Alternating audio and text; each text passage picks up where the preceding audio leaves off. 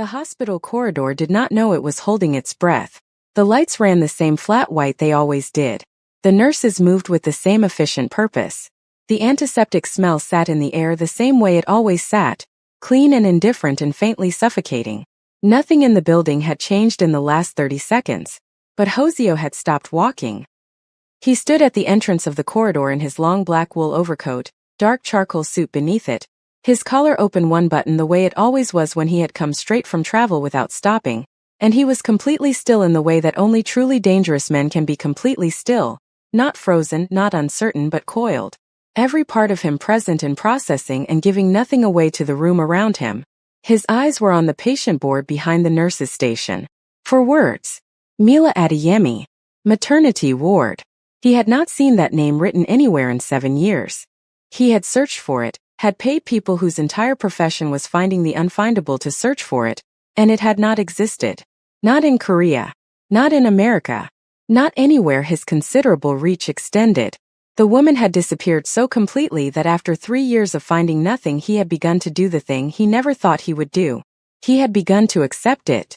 Not the pain of it.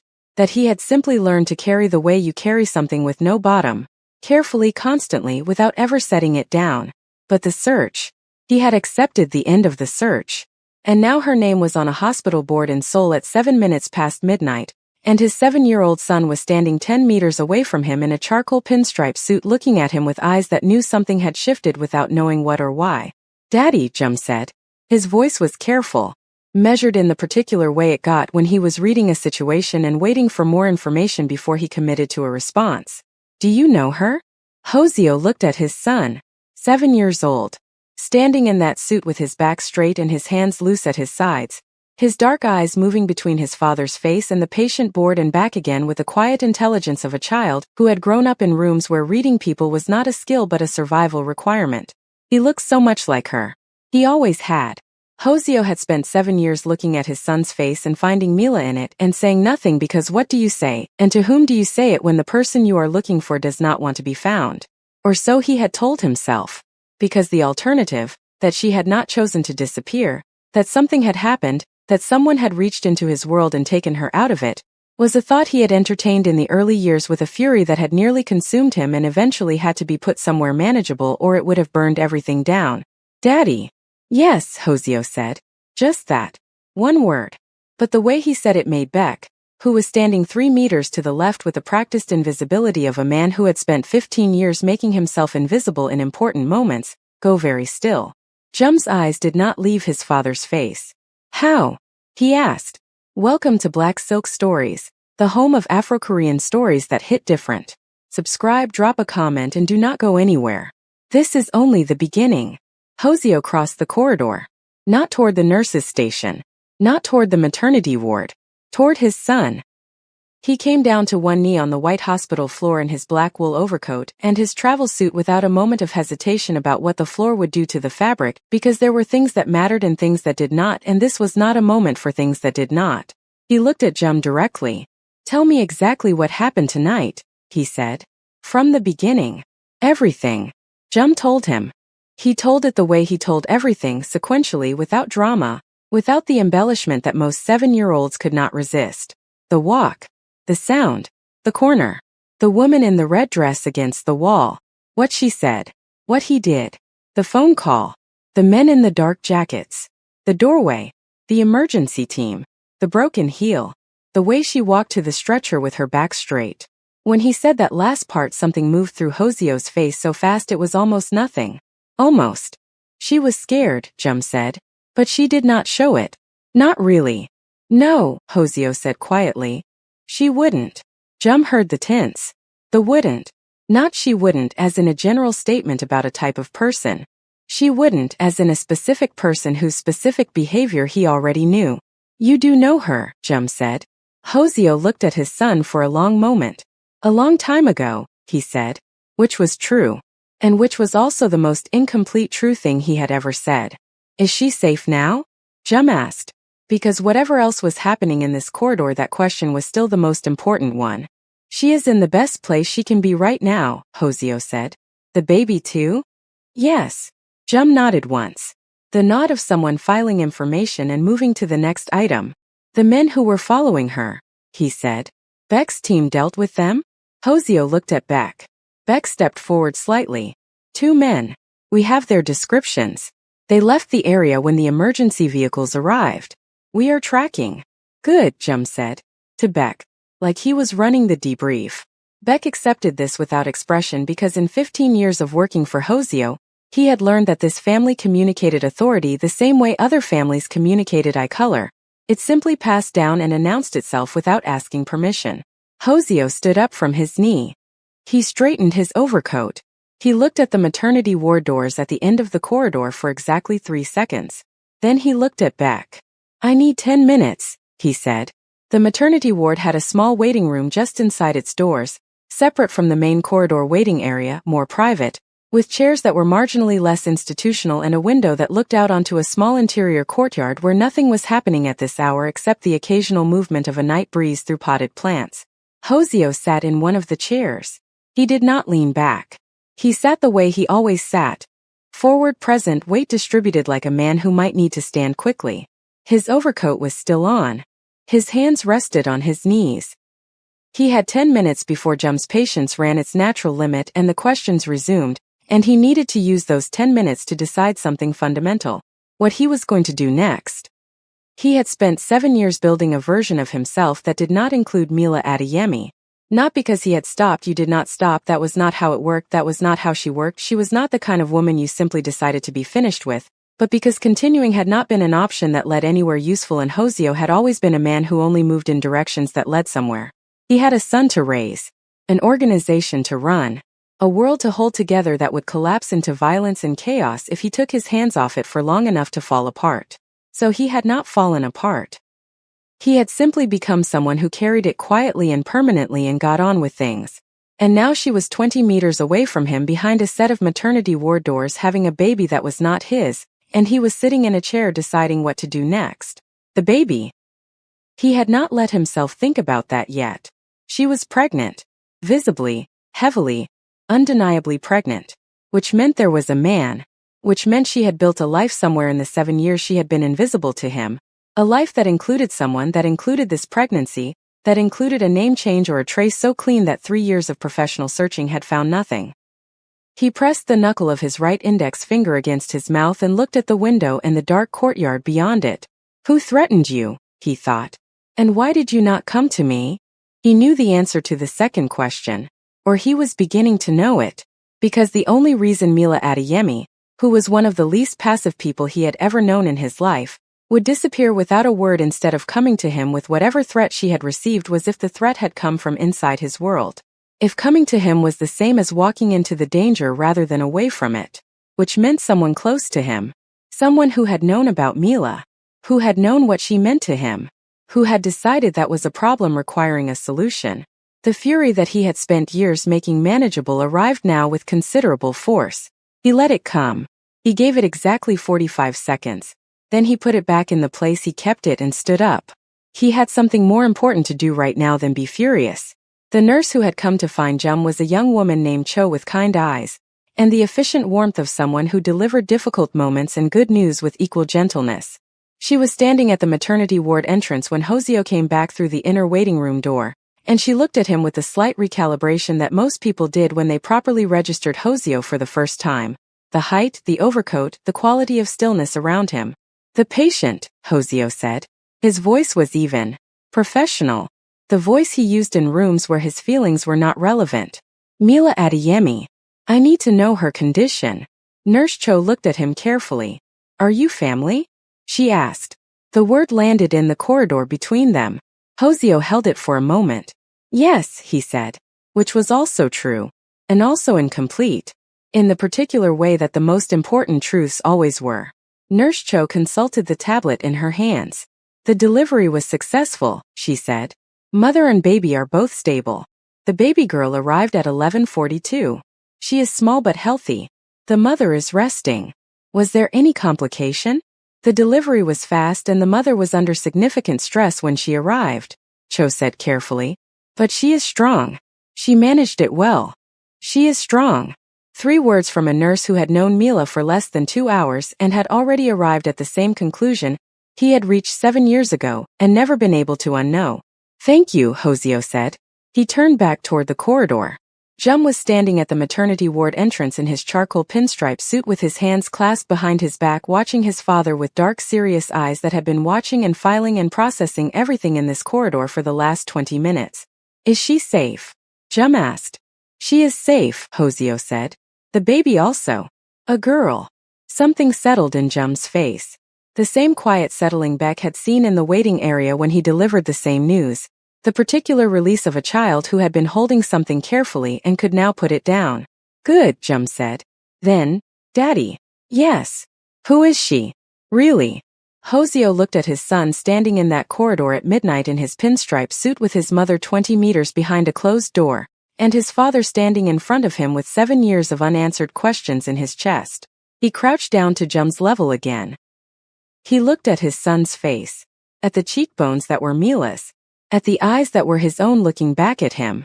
That, he said quietly, is a conversation for when we are home. Jum studied his father's face with those dark, serious eyes. Is it a long conversation? He asked. Hoseo held his son's gaze. Yes, he said. It is. Jum nodded slowly, accepting the timeline the way he accepted most things, not happily, not impatiently, but with the particular measured patience of a child who had learned that the most important information always arrived in its own time and rushing it changed nothing.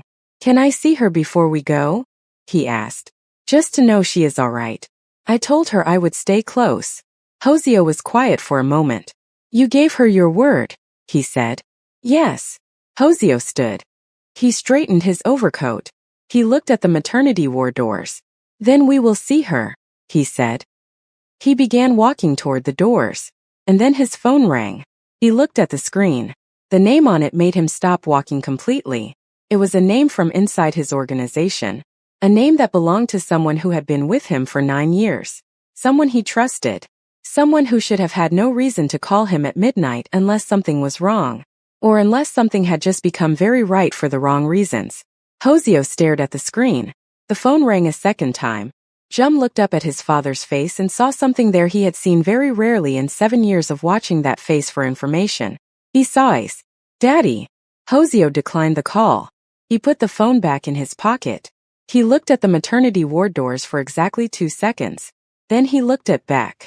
Nobody, he said with a quietness that was more dangerous than volume, comes through those doors tonight. Nobody goes near that room. Nobody knows she is here. Beck straightened. Yes, boss. And Beck. Yes. Find out, Hoseo said. Who sent those 2 men tonight? He did not say what he would do with the answer when he had it. He did not need to. The maternity wardroom was small and very white. There was a single window on the far wall through which the sole night pressed its face, dark and vast and indifferent to everything happening inside this room. A monitor beside the bed tracked a heartbeat in soft green peaks, steady and even, the sound of it the only thing breaking the particular silence that hospital rooms produce at this hour. A small clear bassinet sat to the right of the bed with a sleeping newborn inside it, wrapped in white, her tiny face the concentrated perfection of something that had not yet decided what it was going to look like. And in the bed, propped against 2 pillows with a deep wine red Valentino gown replaced by a hospital gown that did absolutely nothing for her, and which she wore with the same bearing she had worn the Valentino, was Mila. She was exhausted in a way that went past the body and into something deeper. Her sleek updo was entirely undone now, her hair loose around her shoulders for the first time all evening, and it changed her face somehow, softened the architecture of it, made her look younger and older simultaneously. Her eyes were open, dark and steady and looking at the ceiling with the expression of a woman going through everything that had happened in the last 4 hours, and placing each piece of it somewhere it could be examined properly later. She heard the door. She turned her head, and for the first time since she had left him in the narrow street with Beck's instructions echoing behind her, she saw Jum. He stood in the doorway in his charcoal pinstripe suit, still immaculate, still buttoned, still carrying himself with that gravity that belonged on a much older frame, and he looked at her with his serious dark eyes and said nothing for a moment. Just looked, the way he had looked at her on the street when he first saw her, taking inventory, assessing, making sure. You are all right, he said. It was not quite a question. I am all right, Mila said. He nodded once. Then his eyes moved to the bassinet. The baby, he said. Come and see her, Mila said. He walked into the room with the measured steps of someone who understood that hospital rooms required a different energy than streets. He stopped beside the bassinet and looked down at the sleeping newborn with an expression that was entirely unguarded in the way that children's expressions become unguarded when something genuinely surprises them past their defenses. He was quiet for a long moment. She is very small, he said. She came early, Mila said. But she is strong. What is her name? Mila looked at her daughter. At the tiny face. At the fingers curled against the white blanket like small question marks. I have not decided yet, she said softly. I want to look at her for a while first. Until her name becomes obvious. Jum considered this seriously. My father named me the day he saw me, he said. He said he took one look and the name was just there. Mila's breath moved slightly. Your father sounds like someone who is certain about things, she said carefully. He is, Jum said. About most things. A pause. He is outside. The room shifted. Not physically. Nothing moved. The monitor continued its soft green peaks. The baby slept. The sole night pressed against the window with the same indifference. But something in the air of the room changed its weight. Your father is here, Mila said. He came straight from his trip, Jum said. He was still looking at the baby. When I called him, he came. Of course he did, Mila said, quietly, to herself as much as to the boy. He wants to come in, Jum said, to make sure you are safe. He looked up at her then from the bassinet with those dark eyes that were, and she was only now in this light, in this stillness, beginning to feel the full strange weight of this, extraordinarily familiar in a way she could not yet afford to examine. Is that all right? Mila looked at the door. 7 years. She had spent 7 years building walls so high and so clean that nobody from that life could find her. She had changed everything, her location, her name in certain circles, her paper trail, her world. She had built M&M Group from a single room in Atlanta with a second-hand desk and a determination so absolute it had frightened even her sometimes. And she had done it while carrying the specific grief of a woman who left the only man she had ever fully trusted because the alternative was both of them dying and she had chosen to survive because someone had to. And now his son was standing in a hospital room asking her if his father could come in. His son, who had her cheekbones, who had his eyes, who had stood between her and danger on a dark street without knowing that the woman he was protecting had held him for 6 months before the world took her away from him. She pressed the back of her hand against her mouth for exactly 1 second. Then she lowered it. Yes, she said. He can come in. Hoseo stood outside the door for 3 seconds before he opened it. 3 seconds in which he did the thing he always did before walking into a situation that required absolute control. He located every feeling that was going to be a problem, acknowledged it precisely, and put it somewhere it could not interfere with what needed to happen in the next few minutes. Then he opened the door. The room was small and white and smelled of antiseptic and something newer and more fundamental underneath it. The monitor tracked its soft green heartbeat. The bassinet held its sleeping contents. And in the bed against the pillows was Mila Adeyemi in a hospital gown wearing it like it was bespoke, her hair loose around her shoulders, her dark almond eyes finding him the moment he crossed the threshold and holding him there with an expression he could not immediately name because it was made of too many things layered too quickly, shock and grief and something that might have been relief and something underneath all of it that was much older and much more dangerous to both of them. He stopped a few feet inside the door. He looked at her. She looked at him. 7 years of silence sat between them in that small white room and it was enormous.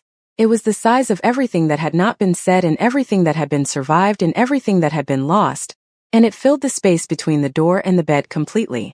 Jum looked at his father, then at Mila, then at his father again, reading the room with those serious dark eyes and filing everything he found there. Mila, Hoseo said. Just her name.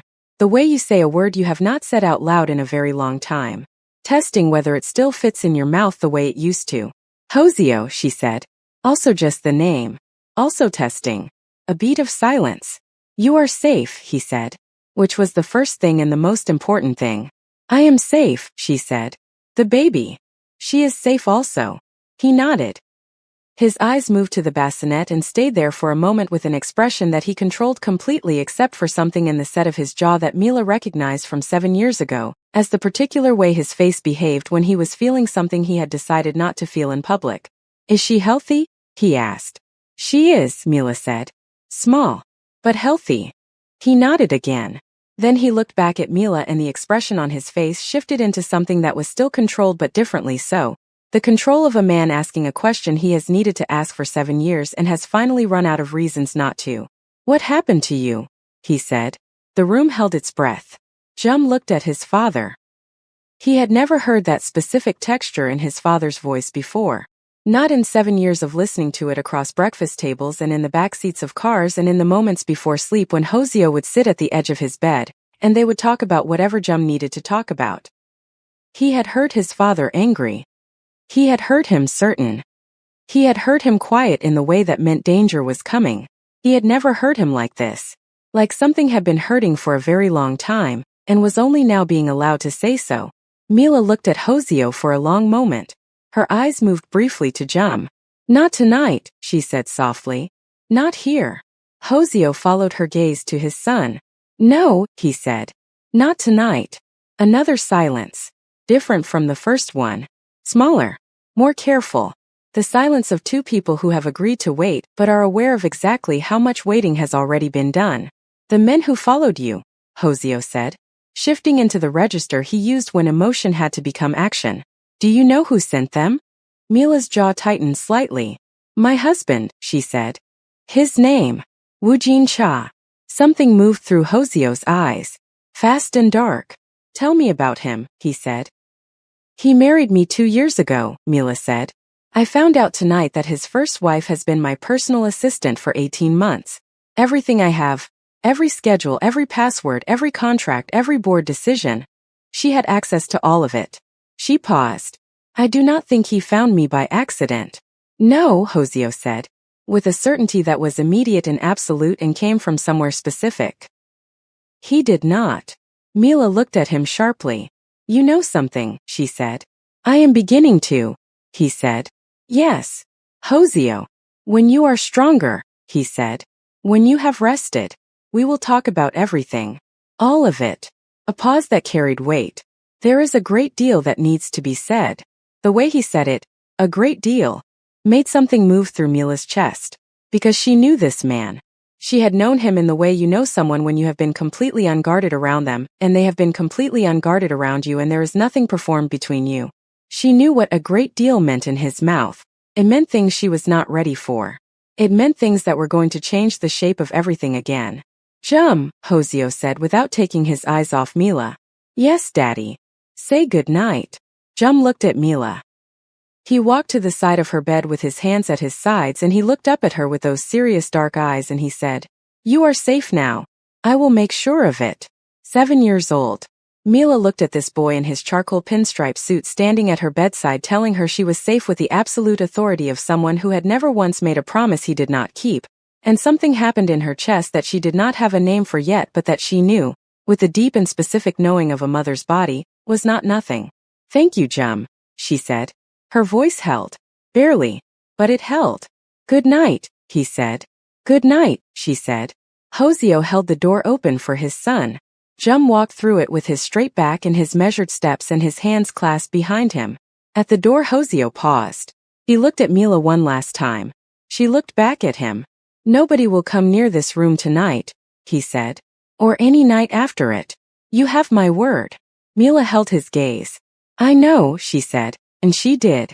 Whatever else had happened and whatever was coming and however enormous the conversation was that waited for both of them on the other side of this night. She knew that. She had always known that. It was why leaving him had been the hardest thing she had ever done. Hoseo nodded once. Then he was gone. The door closed softly behind him. Mila sat in the white room with her daughter sleeping in the bassinet and the sole night against the window and the monitor tracking its quiet green heartbeat. And she pressed both hands flat against her face and sat like that for a long time. Not falling apart. Never falling apart. Just holding herself together at the exact seams that were threatening to give. The seam that was Hoseo's face when he walked through that door. The seam that was Jum's voice saying, You are safe now. The seam that was this boy who had her cheekbones and his father's eyes and who had stood between her and danger on a dark street without knowing. Without knowing. She lowered her hands. She looked at her daughter. What have I walked into? She whispered. Her daughter slept on, unknowing and perfect.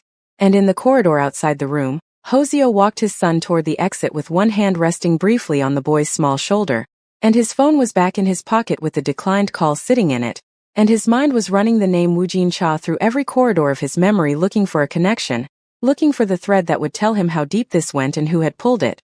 When Beck appeared at the end of the corridor, his face said everything before his mouth opened.